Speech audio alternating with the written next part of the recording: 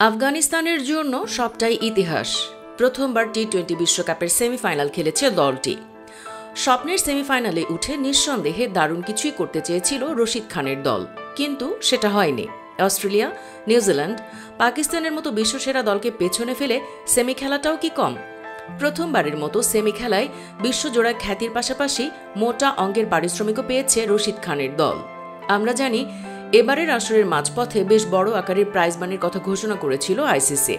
আগের আসরের ৬৫ কোটি টাকাকে এবার ১৩২ কোটিতে বাড়ানো হয়। আইসিসির ঘোষণা অনুযায়ী এবার চ্যাম্পিয়ন দল পাবে বাংলাদেশি টাকায় প্রায় ২৯ কোটি টাকা। রানার্স আপ দলের জন্য রাখা হয়েছে বাংলাদেশি মুদ্রায় প্রায় ১৫.৫ কোটি টাকা। সেমিফাইনাল থেকে বাদ পড়া দুই দল পাবে ৯,২৪,০০,০০০ টাকা। এই হিসেবে আফগানিস্তান প্রথমত পাবে ৯,২৪,০০,০০০।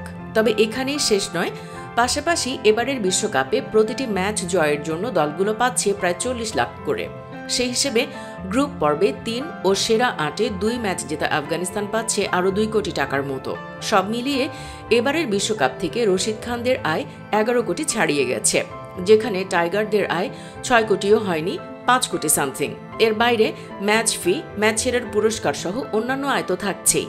তবে এত অর্জনের পরও হয়তো আফগানরা খুশি হতে পারেননি, কারণ অনেক আশা করেও ফাইনাল খেলতে পারেননি, এমনকি লড়াইও করতে পারেননি। তাতে আফগানিস্তান অধিনায়ক রশিদ মানছেন তাদের জন্য কঠিন এক রাত কেটেছে, আর এর পেছনে কন্ডিশনেরও দায় দেখছেন রশিদ। পুরস্কার বিতরণী অনুষ্ঠানে আফগানিস্তান অধিনায়ক রশিদ বলেছেন, দল হিসেবে আমাদের জন্য কঠিন এক রাত গেছে। আমরা এর চেয়ে ভালো করতে পারতাম, কিন্তু কন্ডিশন আমাদের সেটা করতে দেয়নি। তবে এটাই টি-20 ক্রিকেট, আপনাকে যে কোনো পরিস্থিতির জন্য মানসিকভাবে প্রস্তুত থাকতে হবে। আফগানিস্তান সেমিফাইনাল খেলার আগে কেমন সময় পার করে এসেছে সেটি সামাজিক যোগাযোগ মাধ্যম এক্সে করা এক পোস্টে বলেছেন ইংল্যান্ডের সাবেক অধিনায়ক মাইকেল ভন। সেন্ট ভিনসেন্টে সোমবার রাতে জিতে বিশ্বকাপের সেমিফাইনালে উঠেছে আফগানিস্তান। মঙ্গলবার ৪ ঘন্টা ফ্লাইট দেরির পর ত্রিনিদাদে পৌঁছে অনুশীলনের সময় পায়নি কিংবা নতুন ভেনিউর সঙ্গে মানিয়েও নিতে পারেনি। খেলোয়াড়দের প্রতি সম্মানের প্রকট অভাব। তবুও এবারের টি-20 বিশ্বকাপে গর্ব করার মতো অনেক কিছুই আছে আফগানিস্তানের।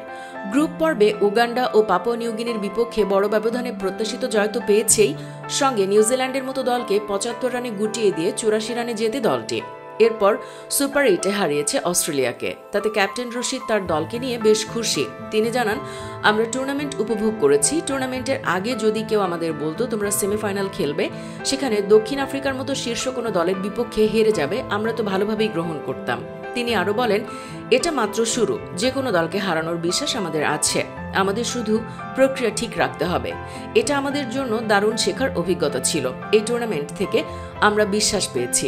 আমরা জানি আমাদের সামর্থ্য আছে। এখন শুধু কঠিন পরিস্থিতি, চাপের মুহূর্তগুলো সামলাতে হবে।